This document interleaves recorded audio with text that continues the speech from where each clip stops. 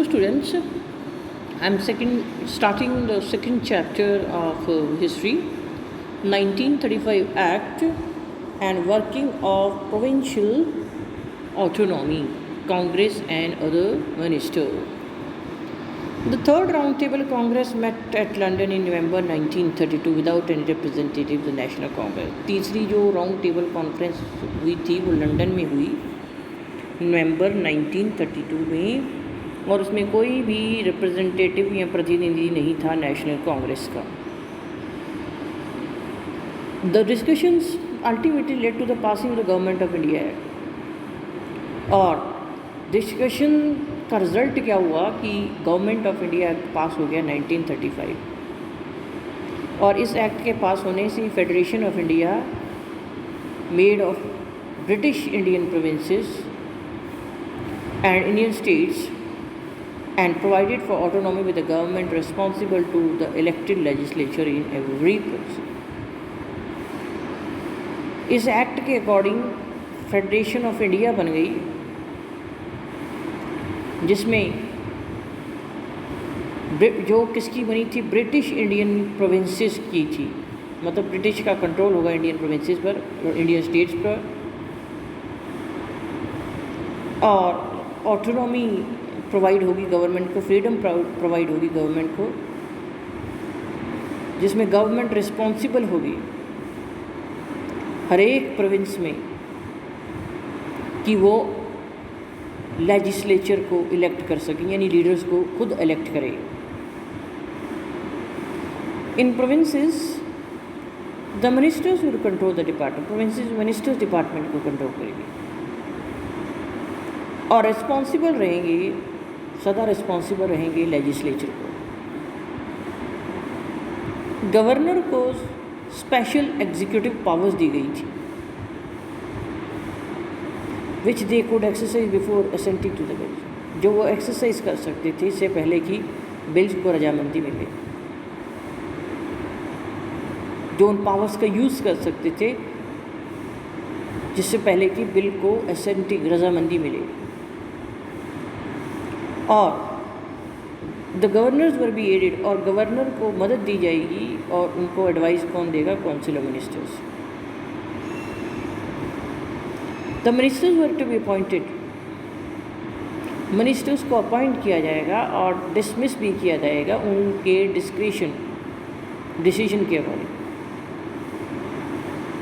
और जो मेंबर्स है प्रोविंशियल लेजिस्लेटिव असेंबली की,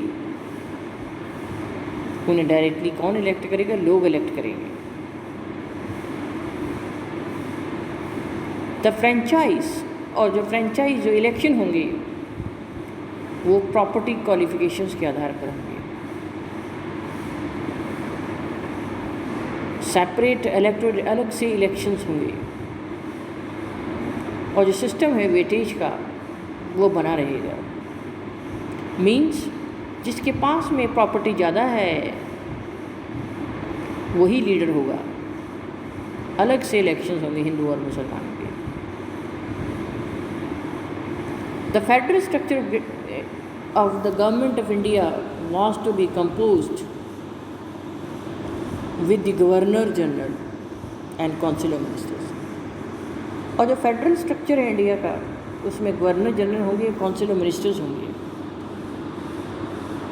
और जो फेडरल लेजिस्लेटर होगा बाय कैमरल लेजिस्लेटर होगा, काउंसिल ऑफ स्टेट्स, और उसमें हाउस ऑफ असेंबली भी शामिल होंगे.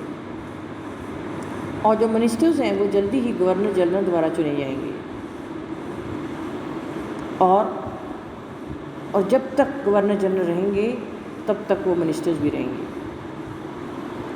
काउंसिल ऑफ स्टेट्स में जो लीडर्स हैं नेटिव नियर बाई स्टेट्स की, वो डायरेक्टली रूलर्स द्वारा अपॉइंट किए जाएंगे. जो department of foreign affairs and defence का, ये एक्सक्लूसिवली गवर्नर जनरल के लिए रिजर्व है. इस तरह डायरेक्टली इंट्रोड्यूस की गई थी सेंटर में.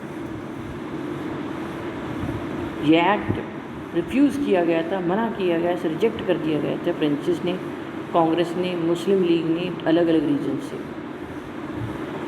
मुस्लिम लीग ने इस एक्ट को भी आलोचना की, was ready to give it a trial, पर एक ट्रायल देना चाहती थी। मीन्स थोड़ी देर के लिए देखना चाहते थे कि इस एक्ट का फ़ायदा क्या है।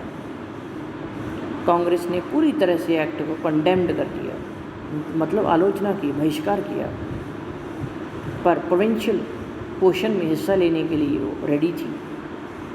ऑफ कोर्स हाँ, अंडर प्रोटेस्ट मीन्स विद्रोह करके।